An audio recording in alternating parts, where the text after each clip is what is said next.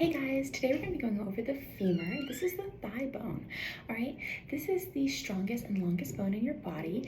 It's actually considered stronger than concrete and sometimes steel if you calculate it inch per inch. We're going to be going over the proximal end first, which actually articulates with the innominate bone, all right, to make up that hip joint. This is a rough image because those actually don't line up.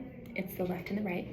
But we're going to start with that end, right? So this is more proximal end, which means it's closer to the midline or the center of your body.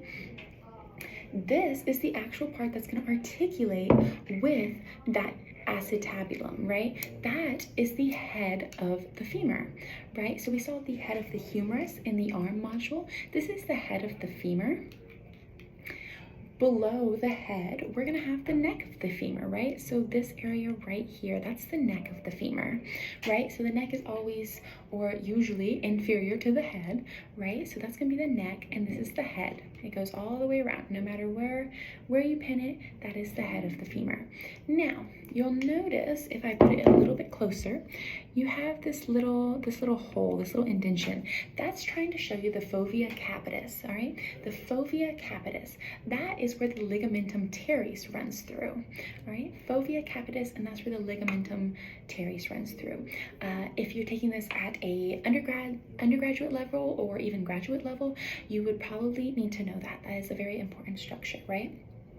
That being said, you're gonna see we have these bumps, okay? Right here, this is one. All right, we have another one right here. This is your greater trochanter and your lesser trochanter. So we have a lot of T words in this class that we've gone over a little bit, right? We see a lot in anatomy, so we see trochanter, tubercle, tuberosity. These are usually based on size. So this is referred to as a trochanter because it's the biggest, right? That's why they say greater trochanter and lesser trochanter instead of tuberosity. Now, you can hardly see it, but if you pin a line between these trochanters, you have the intertrochanteric line. The intertrochanteric line, right? And you're looking at the anterior aspect right now, which means this is actually a right femur. We know that because the head of the femur is always going to be more medial because it has to articulate with that innominate bone. That would make the head of the femur always medial. And we know we're looking at the anterior part. So if this is medial and this is the anterior part, this will make this the right femur. Now, if I flip it over and I show you the posterior part of this more proximal epiphysis, right? We have the greater trochanter. It's a lot more visible, right? It's a lot more visible. You can see that lesser trochanter a lot better as well.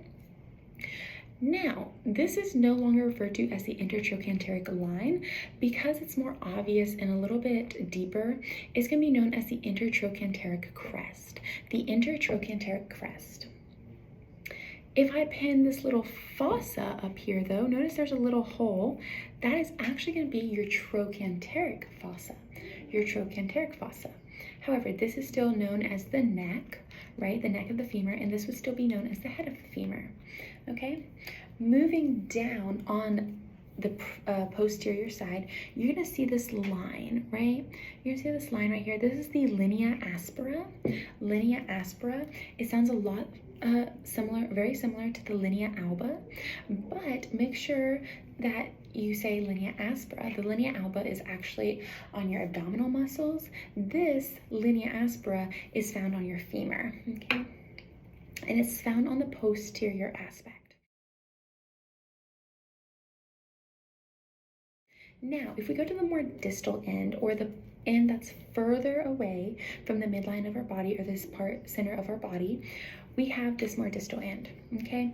We're back on the anterior side, and if we go down, right, we see the head of the femur, and so we know this is medial side. So if we go all the way down, we know that this is going to be the medial side as well.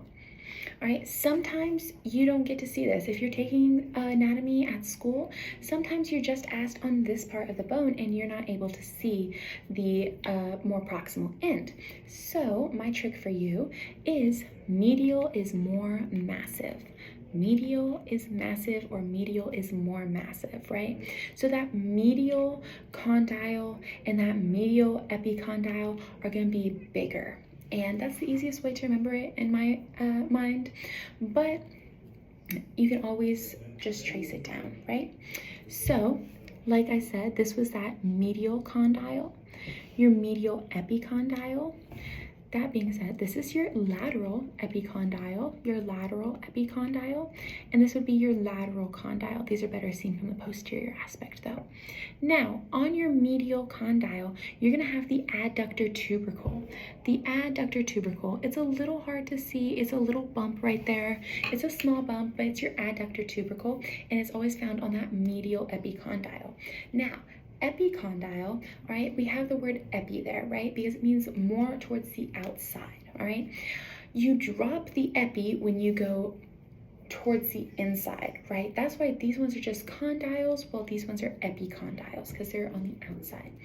Now, if I flip it back and you're looking at the posterior side, all right, you can see those condyles better, right?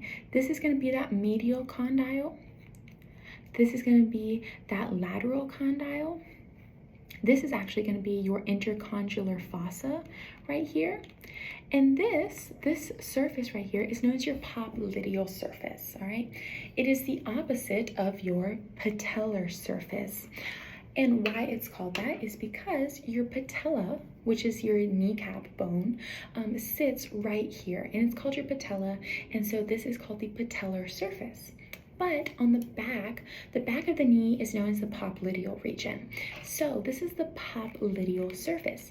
You'll see in the vascular videos that we have like a popliteal artery and a popliteal vein. That is because they're going behind the knee area, right? That's why we refer to them as popliteal. You'll also see the popliteus muscle when we get to the muscle module, and that runs over the back of the knee as well. Our next video will be going over the patella. It'll be a short video, but I can show you how it lays on here, right?